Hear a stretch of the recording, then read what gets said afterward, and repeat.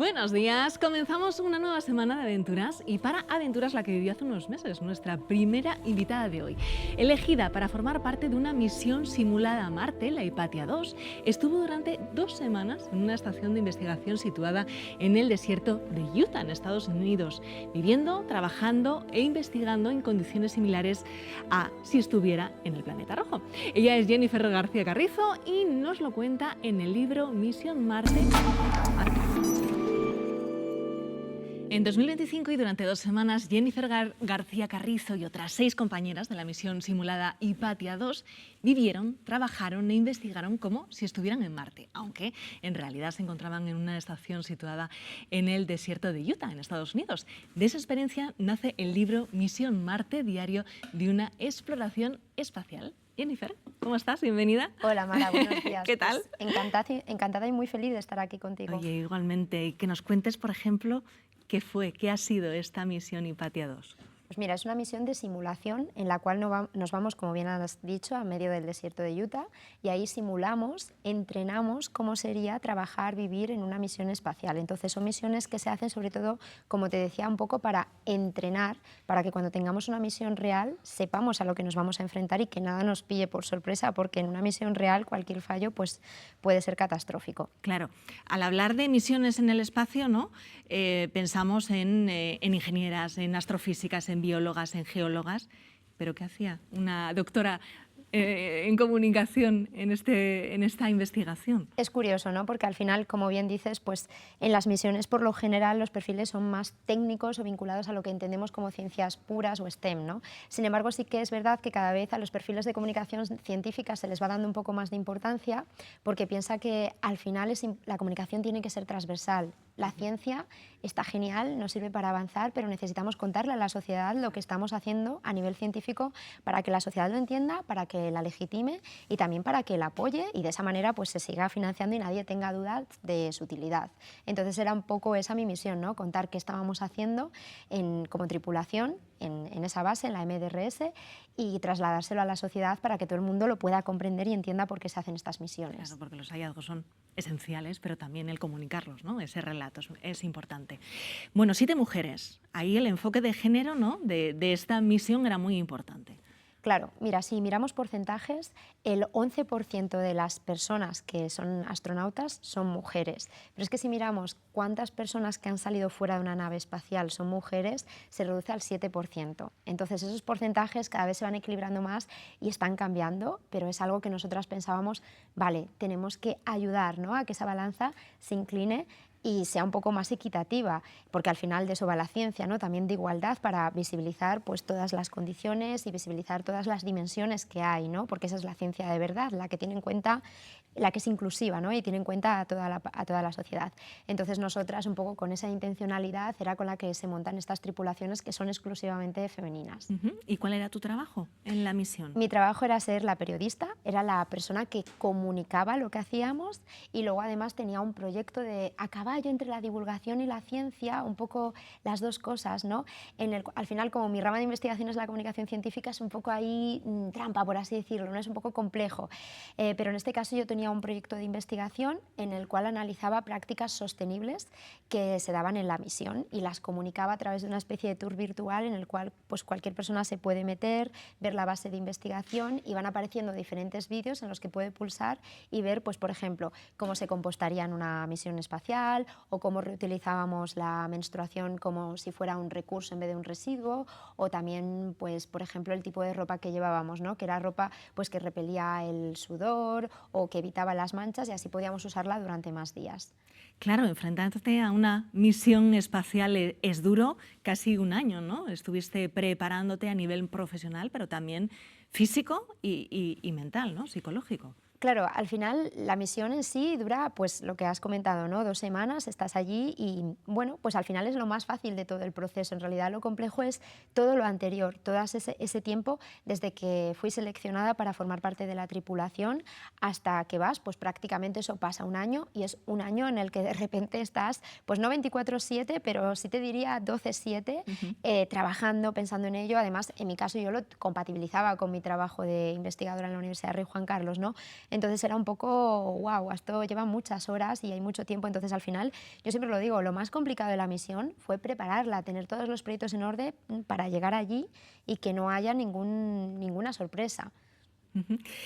Y te vas a Estados Unidos, te coges el avión, llegas a ese desierto de Utah y entras en esa estación de investigación, se cierran las compuertas.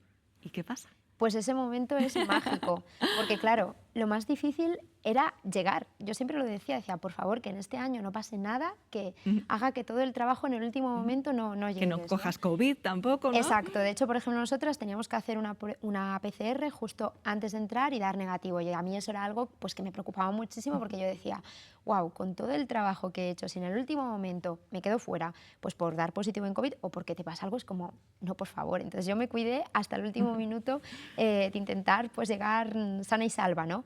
Entonces, cuando llegas allí y pones el primer pie en la estación, que todavía no has entrado en simulación, pero ya estar allí dije, vale, lo hemos conseguido, ya estamos aquí, a partir de ahora empieza lo divertido, por decirlo de algún modo. Te diré que cuando se cierran las puertas y entras en simulación, los primeros días son un poco extraños de, bueno, es que sigo estando en la Tierra, estamos aquí simulando, pero no es real. Es un teatrillo, ¿no? Claro, sí, o sea, tú empiezas a trabajar desde el primer momento y tienes todo muy pautado, pero precisamente eso, la rutina hace que de repente digas, no, no, es que estoy en Marte y no me quiero salir de aquí porque es maravilloso. De repente tienes, tú imagínate, 24/7, o sea, tienes todo el tiempo que quieras, bueno, todo el tiempo que quieras. Se pasa muy rápido, pero solo tu única tarea es investigar. No tienes que pensar en ir al supermercado. La comida ya está allí, solo tienes que hidratarla y comerla. Todo está súper organizado. Claro, ya lo has pensado antes. Entonces es maravilloso porque te puedes dedicar a la ciencia 24/7 y es genial, ¿no? En estado puro. Evidentemente, si la misión se alarga, pues necesitas muchas más cosas. Necesitas el calor humano, necesitas el arte, la cultura, el tiempo libre y de descanso también, ¿no? Pero en una misión tan corta, pues es genial porque de repente todos los problemas que puedas tener, por así decirlo, desaparecen y estás en una cápsula del tiempo, ¿no? Por decirlo de algún modo. Ujú. El libro está muy bien porque nos vas contando toda esa experiencia durante esas 2 semanas allí, pero hay mucha ciencia en torno a Marte, a los viajes espaciales, a los astronautas, a las misiones, ¿no? Entonces, sabemos que a la Luna llegamos en unos días, ¿no? A la Estación Espacial Internacional en unas horas, pero claro, a Marte son meses. Por eso en vuestra misión las rutinas, los protocolos, todo tenía que estar muy bien cerradito, ¿no? Claro, bueno, hay dos motivos principales. Piensa, es un viaje a Marte sería 6 meses de ida, 6 meses de vuelta, 2 años esperando a una ventana de oportunidad, o sea, al final serían 3 años. Si tienes rutinas, es más fácil que no caigas pues, en la depresión, en el aburrimiento, ¿no? En cosas negativas. Al final, cuando la mente está ocupada y está haciendo cosas, pues tampoco te da tiempo a pensar.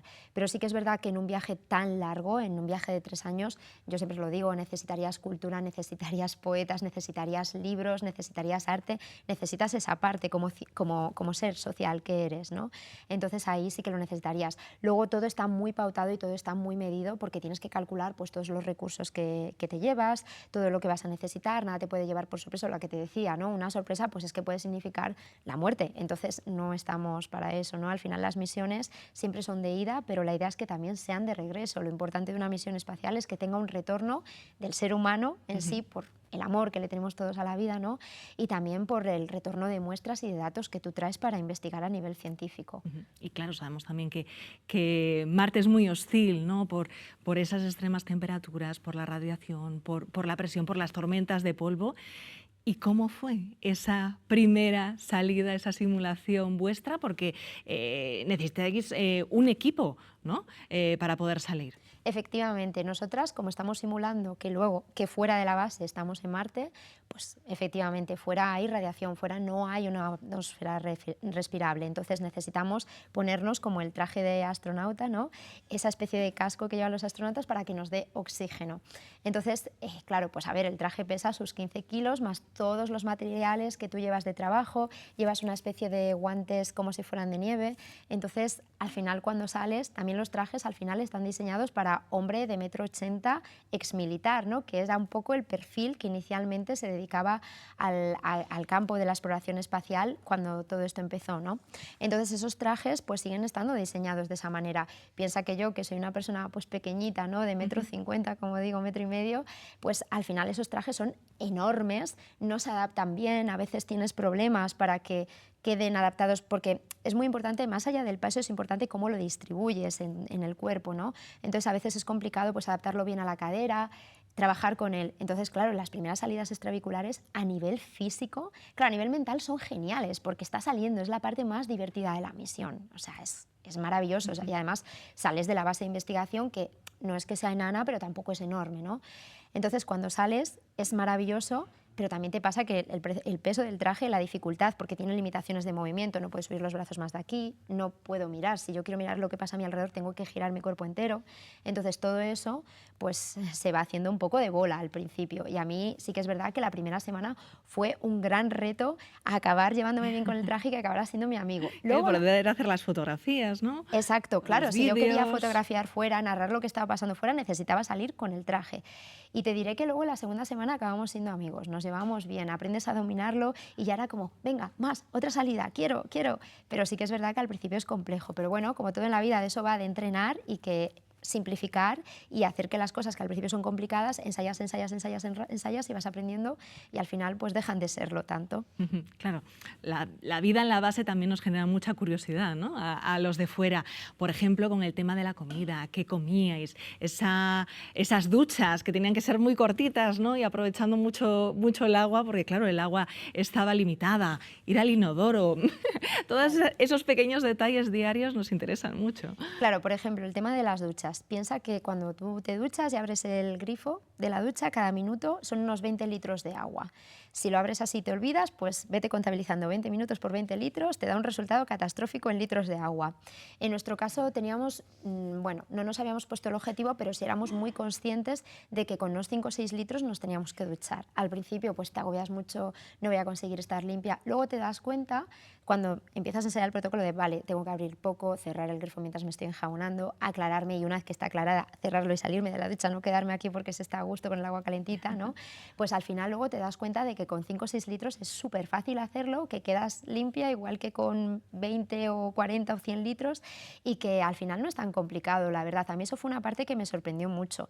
También de la convivencia que me preguntabas al principio, me sorprendió mucho, que yo sí que había hecho como mucho esfuerzo mental de ocuparme antes de tiempo, ¿no? De preparar, vale, ¿cómo va a ser esto de vivir al final? Es curioso porque tú estás allí con otras 6 personas, todo el rato las mismas personas, en un espacio relativamente reducido y claro, no ves a nadie más tampoco. O sea, por un lado estás muy aislado porque no hay ni conexión a internet, ni redes sociales, nada de esto, no ves a nadie de tus seres queridos, pero por otro lado estás todo el rato con las mismas personas, entonces a ver esto cómo va a salir, ¿no? Y te diré que la convivencia fue maravillosa. Al final, cuando estás allí olvidas pues, cosas que a lo mejor en otro contexto le darías importancia, allí te das cuenta de que realmente no la tienen. Es como que estás en la misión es más importante que tu yo individual y el conjunto de todas es más importante.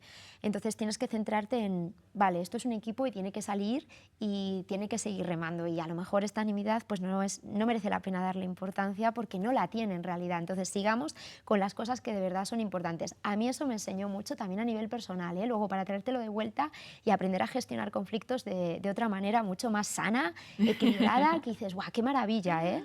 Oye, hasta acabasteis cantando, ¿eh? Nino Bravo. Sí, la verdad, fue maravilloso porque la música nos unió durante toda la misión. A mí esa canción, bueno, pues me traía muchos recuerdos también porque creo que es, en concreto, Libre, ¿no? De Nino Bravo, creo que une generaciones, porque creo que es algo que todos hemos escuchado en el coche con nuestros padres, que es una canción que emociona a nuestros padres, a nuestros abuelos y que sigue emocionando a las nuevas generaciones. Entonces, pues ahí estábamos nosotras, libres en la MDRS, celebrando, creo que con cierta nostalgia, porque además fue de las últimas noches que eso se acababa.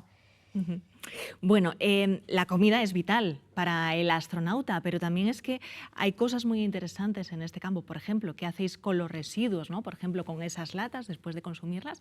O también en la idea de, ¿se pueden producir alimentos en Marte? Por por eso era muy importante el invernadero también en vuestra misión. Claro, nosotros comemos sobre todo comida deshidratada, que no necesita frigorífico, se conserva entre 25 y 30 años una vez que está deshidratada, entonces es maravillosa porque tú no vas a tirar la comida, nunca se te va a poner mala porque vas a hidratar solo la parte que te vas a comer. Además no necesitas frigo para guardarlo, o sea, genial.